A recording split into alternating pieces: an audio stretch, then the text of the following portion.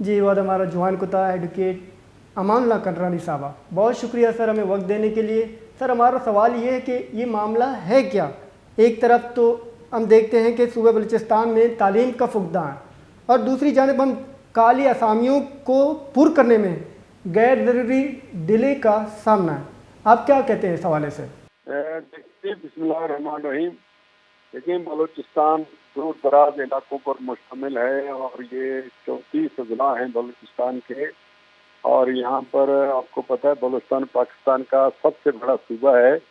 47% جغرافیہ پاکستان کا بلوچستان پر مشتمل ہے۔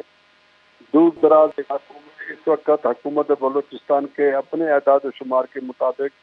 6000 کے قریب اسکولوں میں اساتذہ نہیں ہیں، اور ایسے بھی اسکول ہیں جہاں پر 2 یا 3 اساتذہ کی ضرورت ہے تو وہاں پر ایک استاد کام کر رہا ہے۔ اس کمی کو دیکھ کر جو ہے حکومت بلوچستان نے گزشتہ 3 سالوں میں 9000 پوسٹیں کریٹ کی اساتذہ کی بھرتی کے لیے۔ اس کے لیے حکومت بلوچستان نے 2019 میں پالیسی بنائی کہ ہم بجائے اس کے کہ پرائیویٹ ٹیسٹنگ سروس کے ذریعے سے اسکریننگ ٹیسٹ کرائیں، پہلے جو اپائنٹمنٹ سے پہلے ایک ٹیسٹ ہوتا ہے وہ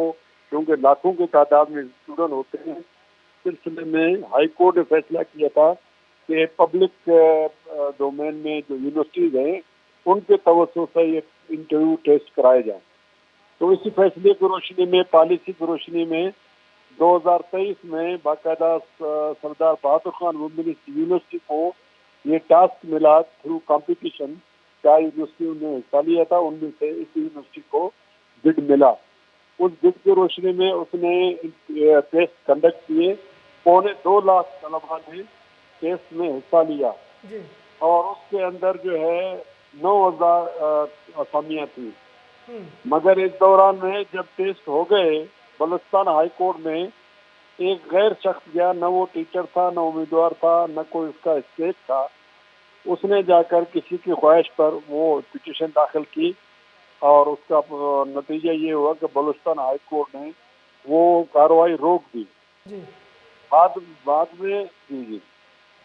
بعد میں بلوچستان ہائی کورٹ کے فیصلے کے خلاف طلباء جو ہیں اور یونیورسٹی خود بھی سپریم کورٹ میں گئے،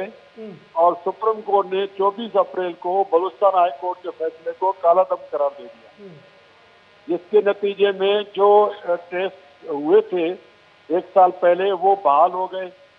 اب جب وہ بحال ہوئے ہیں تو یونیورسٹی کو چاہیے تھا سپریم کورٹ کے فیصلے کی روشنی میں ان نتائج کو حکومت کو منتقل کر دیتا، حکومت کو بتا دیتا، مگر اس دوران میں وزیر اعلیٰ صاحب نے اپنے کئی تقریروں میں بھی، اور بالآخر اس نے کل جو ہے بلوچستان اسمبلی میں باقاعدہ تقریر کر کے اعلان کیا کہ میں یہ کام نہیں ہونے دوں گا۔ یعنی سپریم کورٹ کے سامنے وہ دیوار بن گئے، اور آپ کو پتہ ہے کہ سپریم کورٹ جو ہے پاکستان کا سب سے بڑی عدالت ہے، اللہ کے بعد نیچے زمین پر سپریم کورٹ ہے، مگر وزیر اعلیٰ صاحب نے سپریم کورٹ کو چیلنج کیا، اور اب جو طالب علم ہیں، امیدوار ہیں، انہوں نے بھی جو ہے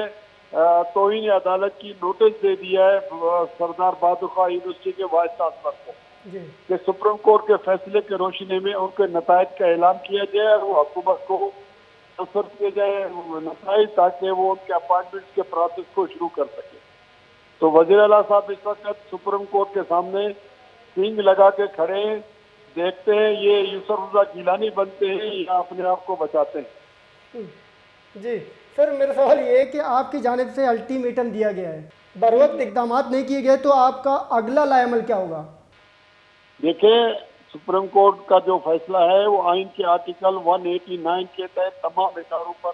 بائنڈنگ ہے، اور وہ سب پابند ہے کہ اس کی پیروی کریں۔ اگر کوئی اس کی پیروی نہیں کرے گا تو آئین کا آرٹیکل 204 یہ کہتا ہے کہ اس کو قانون کے مطابق سزا دی جائے گی، اور قانون جو ہے توہین عدالت آرڈیننس 2003 کا دفعہ 3 دفعہ 4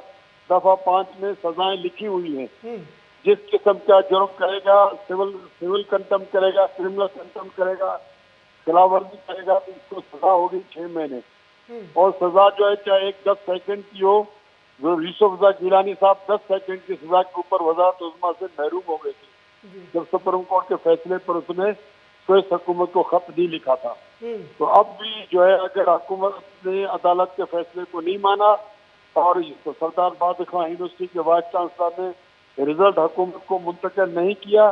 تو اس کا نتیجہ بھی یہی ہوگا، کیونکہ آئین اور قانون واضح ہے، اس کے اندر آئین میں کسی کے ساتھ رعایت نہیں ہے۔ پھر وزیر اعلیٰ صاحب ماشاءاللہ اللہ تعالیٰ اس کو صحیح زندگی دے، میرا کوئی ذاتی اس سے مسئلہ نہیں ہے، مگر چونکہ میں وکیل ہوں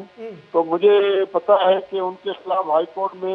الیکشن ٹریبونل بھی کیس سن رہا ہے اور الیکشن کمیشن بھی سن رہا ہے، تو وہ ایک وفاقی وزیر رہے ہیں۔ آئین کا آرٹیکل 224 کہتا ہے کہ جو وزیر رہا ہو یا وزیر اعلیٰ رہا ہو یا وزیر اعظم رہا ہو وہ کوئی الیکشن اس کے بعد نہیں لڑ سکتا ہے، اس کے فوری بعد۔ اس وقت ہمارا دو ایسے ہیں جو ایک گندم اسکینڈل میں ہے، وہ بھی الیکشن لڑ چکا ہے سینٹ کا، اور دوسرا ابھی اپنے آپ کو شہادت کے منظر پر لے جا رہا ہے۔ اس کو پتا ہے کہ میری نوکری خطرے میں ہے تو وہ سپریم کورٹ سے لڑ کر شاید اپنے آپ کو شہید کرانا چاہتا ہے۔ جی بہت شکریہ سر ہمیں وقت دینے کے لیے۔